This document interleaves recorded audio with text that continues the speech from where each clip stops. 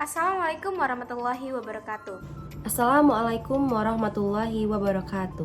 Assalamualaikum warahmatullahi wabarakatuh. Assalamualaikum warahmatullahi wabarakatuh. Assalamualaikum warahmatullahi wabarakatuh. Izin memperkenalkan diri, nama saya Afaf Amira Asyabira dengan nomor MPM 22150111026. Di sini saya sebagai pemateri pertama. Materi yang pertama berjudul kelas kata. Kelas kata adalah golongan kata dalam satuan bahasa berdasarkan kategori bentuk, fungsi, dan makna dalam sistem gramatikal. Klasifikasi kata dapat dibagi menjadi dua kategori, yaitu kelas kata berdasarkan bentuk dan kelas kata berdasarkan kategori. Klasifikasi kata berdasarkan bentuk, yang pertama ada kata dasar. Kata dasar adalah sebuah kata yang paling sederhana dan belum memiliki imbuhan serta dapat dikelompokkan sebagai bentuk asal, tunggal, dan bentuk dasar kompleks. Yang kedua ada kata berimbuhan. Kata berimbuhan adalah kata dasar yang mendapatkan imbuhan atau tambahan efek sehingga akan membentuk kata baru. Yang ketiga ada kata ulang. Kata ulang adalah bentuk kata ulang sebagai sebuah wujud gramatikal yang berwujud penggandaan sebagian atau seluruh bentuk dasar sebuah kata. Kata ulang sendiri dikelompokkan menjadi 5 bagian, yaitu yang pertama ada dwilingga. Dwilingga adalah kata ulang penuh, contohnya pohon-pohon, pensil-pensil, dan rumah-rumah. Yang kedua ada dwipurwa. Dwipurwa adalah kata ulang yang sebagian atau yang diulang suku awalnya saja. Contohnya lelaki, tetangga, dan leluhur. Ada dwilingga salin suara. Dwilingga salin suara adalah kata ulang yang berubah bunyi. Contohnya pernak-pernik, coret-coret, sayur-mayur. Yang keempat ada dwiwasana. Dwiwasana adalah kata ulang bagian belakang. Contohnya pertama-tama, sekali-kali, dan berulang-ulang. Yang kelima ada trilingga. Trilingga adalah kata ulang 3 kali variasi. Contohnya dagdikduk, cas-cis-cus, dan dar-der-der. Yang keempat ada kata majemuk. Kata majemuk diartikan sebagai penggabungan dua kata atau lebih yang memiliki makna baru. Ada juga yang mengartikan kata majemuk sebagai gabungan kata atau lexeme yang membentuk lexeme baru. Artinya kata majemuk dapat membentuk makna baru dari gabungan dua kata tersebut. Contohnya rumah sakit, meja makan, kepala batu, keras hati, dan masih banyak lagi.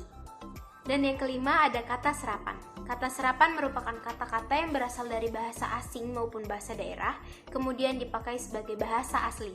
Contoh kata serapan dari bahasa Inggris yaitu access, bahasa Indonesianya akses, dan artinya jalan masuk. Accommodation dibaca dalam bahasa Indonesia akomodasi, itu artinya sesuatu yang disediakan kebutuhan. Klasifikasi kata berdasarkan kategori. Yang pertama ada kata kerja verba.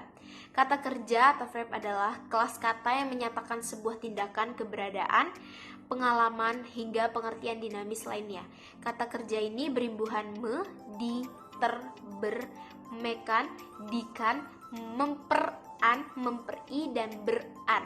Contoh kata kerja material adalah membaca, menulis, memakan, membawa, memasak, dan memotong. Yang kedua ada kata sifat. Kata sifat adalah kelas kata yang tidak hanya dapat menjelaskan atau menerangkan, tetapi juga mengubah dan menambah arti dari suatu benda. Hal inilah yang membuat suatu benda menjadi memiliki makna yang lebih spesifik. Yang ketiga ada kata benda nomina. Kata benda nomina atau kata benda adalah kelas kata yang menyatakan nama dari seseorang, tempat, atau semua benda dari segala yang dibendakan. Yang keempat ada kata ganti pronomina. Pronomina adalah kata yang dipakai untuk mengacu kepada kata benda lain. Kata ganti biasanya terletak pada subjek atau objek. Kata ganti pronomina dikelompokkan menjadi dua, yaitu pronomina persona, yaitu mengacu pada orang, pronomina petunjuk. Yang kelima ada kata bilangan numeralia. Kata yang digunakan untuk menghitung banyaknya orang, binatang, barang, dan urutan dalam suatu rangkaian angka atau konsep jumlah. Yang keenam ada kata keterangan adverbia. Dalam tataran frasa, Adverbia adalah kata yang menjelaskan kata kerja dan kata sifat dan kata keterangan lainnya. Contohnya, ia selalu sedih mendengarkan lagu itu. Dalam tataran klausa, adverbia menjelaskan fungsi-fungsi sintaksis. Contohnya, saya mau bertemu dengan beliau saja. Yang ketujuh, ada kata tugas merupakan suatu kata penghubung atau pelengkap yang dapat menyesuaikan atau mengikuti di dalam kalimat, sehingga makna yang akan dihasilkan akan jelas jika dihubungkan dengan kata lain. Kata tugas juga memiliki fungsi sebagai pengubah kalimat yang minim menjadi kalimat transformasi. Pada umumnya, bentuk dari kata tugas ini selalu tetap atau tidak dapat berubah bentuknya. Selanjutnya, pemateri kedua akan disampaikan oleh teman saya. Izin memperkenalkan diri, nama saya Siti Bunaya Fahira, NPM 22510110028. Materi kedua berjudul frasa. Menurut Kamus Besar Bahasa Indonesia, frasa adalah gabungan dua kata atau lebih yang bersifat non-prediktif. Contohnya, gunung tinggi disebut frasa karena merupakan konstruksi non-prediktif. Frasa terbagi menjadi: yang pertama, frasa nomina. Frasa nomina ialah frasa yang memiliki inti benda. Contohnya, rumah baru, 2 buah buku, 5 ekor kera, buku sejarah kebudayaan Indonesia. Yang kedua, frasa verba. Frasa verba ialah frasa yang memiliki inti kata kerja, umumnya berfungsi sebagai predikat. Contohnya, sedang membaca, dapat menyanyi, sudah pergi. Yang ketiga, frasa adjektiva. Frasa adjektiva ialah frasa yang memiliki inti sifat. Contohnya, sangat baik, ramah sekali, lebih pandai. Yang keempat, frasa adverbia. Frasa adverbia ialah frasa yang mengandung unsur inti kata keterangan. Contohnya, sudah akan, hampir tidak. Yang kelima, frasa preposisional. Frasa preposisional ialah frasa yang ditandai dengan kata depan dan diikuti kata atau kelompok kata sebagai petanda. Contohnya, di sebuah rumah ke Jakarta dari arah utara. Yang keenam, frasa numeralia. Frasa numeralia ialah frasa yang memiliki unsur pusat berupa kata-kata yang menyatakan suatu bilangan atau jumlah tertentu. Contohnya, 3 ekor, 2 buah, dan 5 orang. Jenis frasa berdasarkan struktur ada 2, yaitu frasa endosentris dan frasa eksosentris. Frasa endosentris terbagi menjadi: yang pertama, frasa endosentris subordinatif atau atributif, yang terdiri dari D dan M. D yaitu diterangkan atau inti, dan M yaitu menerangkan atau penjelas. Contohnya beberapa guru, beberapa yaitu menjadi menerangkan dan guru itu menjadi diterangkan. Yang kedua ada frasa endosentris atau koordinatif. Semua unsur frasa dapat berlaku sebagai inti. Contohnya suami dan istri, sawah dan lading, serta meja dan kursi. Yang ketiga, frasa endosentris atau apositif. Salah satu unsurnya sebagai keterangan, tetapi keterangan itu dapat menghentikan kedudukan yang diterangkannya. Contoh, Pak Ahmad, guru baru di sekolah kami, dan Ahmad, anak Pak Sastro. Selanjutnya ada frasa eksosentris. Pada frasa eksosentris, unsur-unsurnya tidak menjadi inti frasa. Contohnya, di sekolah, kepada peminta-peminta, serta dari pasar. Selanjutnya, ciri-ciri frasa. Yang pertama, terdiri dari 2 kata atau lebih. Yang kedua, tidak mengandung predikat. Dan yang ketiga, memiliki fungsi gramatikal dalam kalimat. Selanjutnya, pemateri ketiga akan dilanjutkan oleh teman saya. Memperkenalkan diri, nama saya Veto Kausar Swandra dengan NPM 22550110029. Di sini saya ingin menjelaskan tentang klausa. Klausa merupakan satuan gramatikal berupa kelompok kata berkonstruksi predikatif yang terdiri atas subjek dan predikat dengan atau tanpa objek, pelengkap atau keterangan, dan berpotensi menjadi kalimat. Jenis klausa. Yang pertama, klausa bebas merupakan klausa yang unsurnya lengkap, yaitu subjek dan predikat. Klausa bebas ini umumnya akan digunakan sebagai kalimat utama dan juga dapat berdiri sendiri tanpa adanya embel kata penghubung. Contoh, neneknya. Yang kedua, klausa terikat adalah klausa yang tidak dapat berdiri sendiri sebagai kalimat tunggal atau kalimat lengkap, tetapi dapat menjadi kalimat minimal dengan intonasi final. Contoh, ketika karyawan keluar. Yang ketiga, klausa nominal merupakan klausa di mana predikatnya termasuk kata bunda ataupun frasa nomina. Struktur utama klausa ini terdiri sama seperti klausa lainnya, yaitu terdiri atas subjek dan juga predikat. Contoh, staf ahli bidang meteorologi. Dan yang keempat, klausa adverbial adalah klausa dependen yang berfungsi sebagai kata keterangan, artinya seluruh klausa memodifikasi elemen terpisah dalam sebuah kalimat.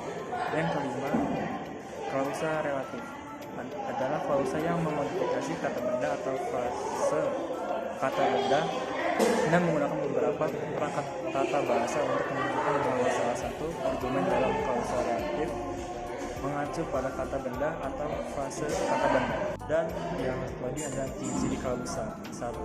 Terdiri dari 2 kata atau lebih. 2. Mengandung subjek dan predikat. 3. Memiliki fungsi gramatikal dan dalam kalimat. 4. Tidak memiliki intonasi akhir dan tanda baca. Dan yang kelima, bagian kalimat maju. Izin memperkenalkan diri, nama saya Arkan Amrullah, NPM 2215 011 027. Di sini saya akan menyampaikan materi tentang kalimat. Kalimat merupakan satuan bahasa terkecil dalam wujud lisan atau tulisan. Ciri kalimat dalam wujud tulisan yaitu diawali dengan tanda kapital, diakhiri dengan tanda titik, tanda seru, dan tanda koma. Di dalamnya disertai tanda baca seperti tanda koma, tanda titik 2, tanda pisah, dan tanda spasi. Ciri kalimat dalam wujud lisan yaitu di sela jeda, suara naik turun dan keras lembut, diakhiri dengan intonasi akhir. Pola umum kalimat dasar yaitu ada S subjek plus P predikat plus O objek plus pelengkap plus keterangan. Unsur pokok kalimat ada 2 yaitu S subjek dan P predikat. Untuk materi kalimat selanjutnya akan dilanjutkan oleh teman kita Denny Kurniawan. Di sini saya akan menjelaskan tentang beberapa hal. Yang pertama yaitu unsur kalimat. Unsur kalimat terdiri dari 5 bagian, yaitu yang pertama adalah fungsi predikat. Fungsi predikat di sini sebagai unsur pokok dalam kalimat. Predikat biasanya berupa F verb atau F adjektif. Pada kalimat berpola SP, predikat dapat berupa F noun, F numeralia, atau F preposisi. Yang kedua, fungsi subjek. Di sini, fungsi subjek sebagai unsur penting setelah predikat. Pada umumnya, subjek berupa nomina, frasa nominal, atau klausa. Pada umumnya, subjek di sebelah kiri predikat. Untuk penempatannya seperti itu. Subjek sering juga berupa frasa verbal. Subjek pada kalimat imperatif adalah orang kedua atau orang pertama jamak dan biasanya tidak hadir. Selanjutnya yang ketiga adalah fungsi objek. Ciri-cirinya adalah sebagai berikut. Yang pertama, unsur kalimat yang kehadirannya dituntut oleh predikat yang berupa verba transitif dalam kalimat aktif. Yang kedua, terletak langsung setelah predikat. Dan yang ketiga dari ciri-ciri fungsi objek adalah objek biasanya berupa nomina atau frasa nominal. Yang keempat, fungsi pelengkap. Contohnya, dia sebagai S, mendagangkan sebagai P, barang-barang elektronik sebagai objek, diglodok sebagai keterangan. Sedangkan bentuk lainnya, dia sebagai subjek, berdagang sebagai predikat, barang-barang elektronik sebagai objek, diglodok sebagai keterangan. Yang kelima adalah fungsi keterangan. Keterangan biasanya berupa frasa nominal, frasa preposisional, atau frasa adverbial. Kehadiran keterangan dalam kalimat bersifat mana suka, paling beragam, dan paling mudah berpindah tempat. Kita akan lanjut ke subbab selanjutnya, yaitu jenis kalimat. Di sini jenis kalimat ada yang pertama. Yang pertama adalah kalimat tunggal. Kalimat tunggal terdiri atas satu klausa, terdiri atas satu susunan S dan P. Terdapat unsur wajib yang diperlukan. Contoh, dia akan pergi. Selanjutnya, yang kedua adalah kalimat majemuk. Kalimat majemuk adalah kalimat yang terdiri atas dua klausa atau lebih. Contohnya, dia sebagai S, pergi sebagai predikat, pukul 6 ketika keterangan, saya sebagai subjek, sedang mandi sebagai predikat. Ciri kalimat efektif. Yang pertama, minimal memiliki S dan P. Yang kedua, menggunakan kata baku. Yang ketiga, menggunakan tanda baca yang tepat. Yang keempat, tidak boros kata. Yang kelima, tidak ambigu atau bermakna ganda. Yang keenam, logis atau masuk akal. Yang ketujuh adalah kesejajaran bentuk. Sekian dari kelompok kami. Wassalamualaikum warahmatullahi wabarakatuh.